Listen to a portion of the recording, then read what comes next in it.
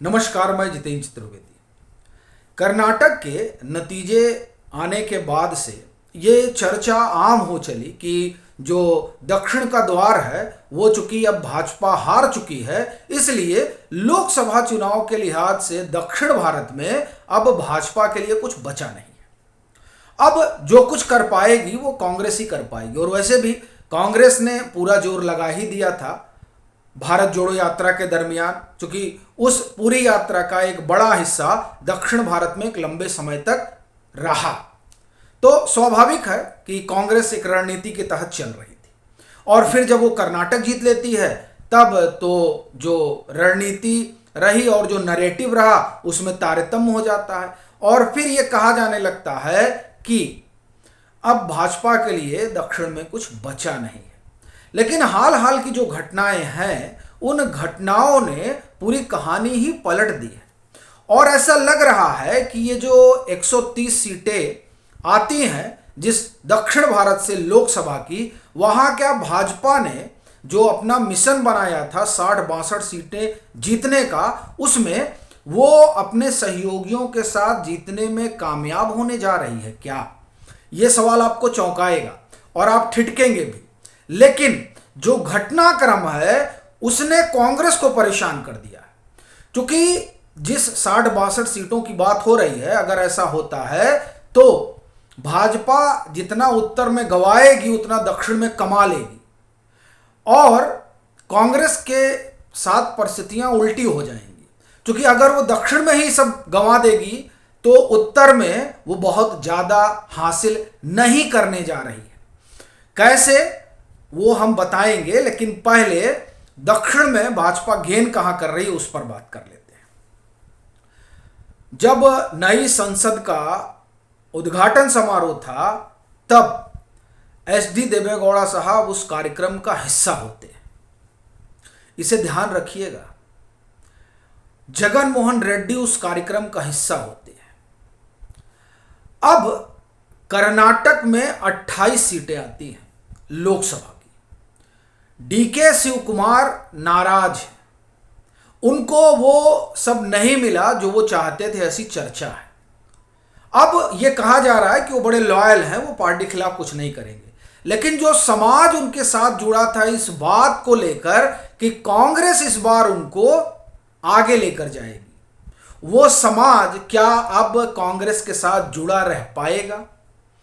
इसी सवाल ने कर्नाटक के 28 लोकसभा सीटों के समीकरण को उलट पुलट दिया है। एक बात। दूसरी बात, कर्नाटक का इतिहास रहा है लोकसभा चुनाव में कि वो भाजपा के साथ ही खड़ा रहा है, फिर वो चाहे 2004 हो, 2009 हो, और नरेंद्र मोदी के उदय के बाद से तो परिस्थितियां अलग रही हैं। तो बड़ी चीज यह है कि कांग्रेस के भीतर कर्नाटक में चल रही रसाकसी, पोर्टफोलियो से लेकर मंत्री बनाने तक और वादों को जमीन पे उतारने तक। तो यह बात तो हुई कर्नाटक की। अब आइए तेलंगाना। केसीआर के आप ये कहिए कि जो पुत्र हैं वो तो कह रहे हैं कि हम किसी गठबंधन का हिस्सा नहीं बनने जा रहे हैं। वो 12 जून की जो पटना में सभा होने जा रही है उसका हिस्सा नहीं बनेंगे। वो तीसरे और चौथे मोर्चे की बात को कहते हैं कि ये बेकार की है, और वो किसी एक पार्टी और एक व्यक्ति को हराने के लिए मुहिम नहीं चलाने जा रहे हैं। तो क्या वो अब नरेंद्र मोदी के साथ खड़े होने जा रहे हैं? जो वो संकेत दे रहे हैं उससे तो यही समझ में आ रहा है। और वैसे भी वो एनडीए का हिस्सा रहे हैं एक समय में, और आपको ध्यान होगा कि संसद भवन के उद्घाटन समारोह के बाद प्रधानमंत्री मुख्यमंत्रियों के साथ बैठक करते हैं जो भाजपा शासित प्रदेशों के हैं, और उनसे कहते हैं कि ये जो नैरेटिव गढ़ा जा रहा है कि हम क्षेत्रीय दलों के साथ नहीं हैं, हम उनको खत्म कर देना चाहते हैं, यह नैरेटिव उन्होंने कहा मुख्यमंत्रियों से कि आप इसे खत्म करिए और जो क्षेत्रीय दल हैं उनसे संवाद स्थापित कीजिए। तो क्या ये जो केसीआर कह रहे हैं वो उसी संवाद की पहल है? भले ही वहां भाजपा की सरकार नहीं है, तेलंगाना में केसीआर मुख्यमंत्री हैं, लेकिन क्या ये जो पीएम की पहल है ये तीर ठीक निशाने पर लगा है?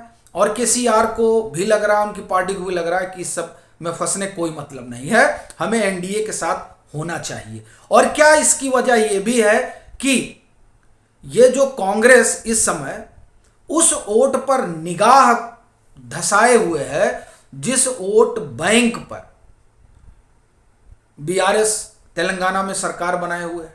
क्या इस कारण भी, कारण जो भी हो, लेकिन बीआरएस भारत राष्ट्र समिति, जो तेलंगाना राष्ट्र समिति थी वो भारत राष्ट्र समिति हो गई, उसका जो ये रुख है ये कांग्रेस के 130 कमीशन के लिहाज से ठीक नहीं है। 17 सीटें आती हैं तेलंगाना से और 25 सीटें आती हैं आंध्रा से, जहां जगन मोहन रेड्डी की सरकार है और बड़ी लोकप्रिय सरकार है।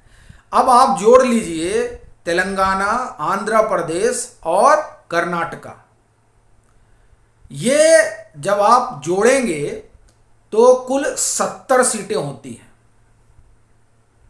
अब आप बताइए कि ये 70 सीटें अगर भाजपा अपने सहयोगियों के साथ मिलकर दक्षिण में जीत लेती है तो महज 60 सीटें बचेंगी कांग्रेस के लिए। तो ऐसी स्थिति में तो मामला पूरा पलट गया। कहां का? दक्षिण का। जिस दक्षिण को कहा जा रहा था कि अब भाजपा के लिए दूर की कौड़ी है, क्योंकि एंट्री गेट पर ही कांग्रेस ने ताला लगा दिया। ताला तो कांग्रेस ने लगा दिया, लेकिन चाबी भाजपा के पास फिर चली गई। यह तो हुई एक बात। अब इसमें एक चीज हमने यह भी कही थी कि भाजपा जो उत्तर में गंवाएगी वो दरअसल दक्षिण में कमा लेगी, लेकिन कांग्रेस गंवाएगी ही, कमाएगी नहीं। कैसे? वो अब बताता हूं आपको। जो समस्या केसीआर को है, राहुल गांधी और कांग्रेस के बयान से या उनके उस वोट बैंक को फिर से वापस पाने के जो कभी उनके साथ हुआ करता था मुस्लिम मतदाता का, असल में वही डर अखिलेश यादव को भी है, वही डर ममता बनर्जी को भी है। तो ये दोनों लोगों को जो डर है, उस डर में कांग्रेस वहां पनप पाएगी, ये कहना बड़ा मुश्किल है। और वैसे भी आप देखिए कैसे बिहार में गच्चा देगा ये लोग। मल्लिकार्जुन खड़गे और राहुल गांधी तो आएंगे नहीं, तो नीतीश कुमार क्या करेंगे? वो तो विपक्षी एका का ताना बाना बुन रहे थे। तो इस लिहाज से अगर आप देखें तो भाजपा जो है वो दक्षिण में बहुत गेन करने जा रही है। उस दक्षिण में जहां उसके लिए कहा गया कि सब कुछ हाथ से चला गया, ऐसा लग रहा है कि भारत जोड़ो यात्रा जो राहुल गांधी चले, उसका अब फायदा जो है वो भाजपा को होने जा रहा है। कम से कम जो सिनेरियो दिखाई दे रहा है दक्षिण में और उत्तर में, हमने आपको 2 राज्यों का उदाहरण दे दिया कि किस तरह से कांग्रेस गंवा रही है। उत्तर में तो कुछ मिलना नहीं है भाई। 42 सीटें जो है वो हो गई पश्चिम बंगाल से, 80 हो गए उत्तर प्रदेश से, 122 ये हो गया, और 40 आप जोड़ लीजिए बिहार का, 162। अब इस 162 सीटों में ना अखिलेश तैयार होंगे कि आप हमारे साथ बैठिए कांग्रेस को लेकर, और ना ममता दीदी तैयार होंगी। तो ऐसी स्थिति में 122 तो पहले ही चला गया। अब जो 40 बचा हुआ है, जहां महागठबंधन है बिहार में, वहां कांग्रेस के हाथ कितना लगेगा भाई? 40 सीट है और 7 दल हैं, तो 2-2, 3-3 सीटें मिलेंगी सबको, और राजद तो वैसे भी कांग्रेस कुछ देने के लिए तैयार नहीं है। तो ऐसी स्थिति में वहां वो पा क्या रहे हैं? और जो ये कहा जा रहा है कि नीतीश जी जाएंगे और उत्तर प्रदेश में उलट पुलट कर देंगे, बड़ा सवाल यह है कि जिस उनकी बिरादरी और यादव और मुस्लिम मिलकर 33% होते हैं, बहन जी किधर जाएंगी, असल में यह तय करेगा कि उत्तर प्रदेश के नतीजे क्या होंगे। अगर बहन जी का रुख जैसा है वैसा रहा तो भाजपा वहां 75 सीट फिर पाने जा रही है। तो ऐसी स्थिति में कांग्रेस की राह उत्तर में तो कठिन है, दक्षिण में भी कठिन होती नजर आ रही है। आपकी अपनी क्या राय है जरूर साझा करें। मतांतर से नहीं जुड़े हैं तो जुड़ें, वीडियो को लाइक करें और खूब शेयर करें।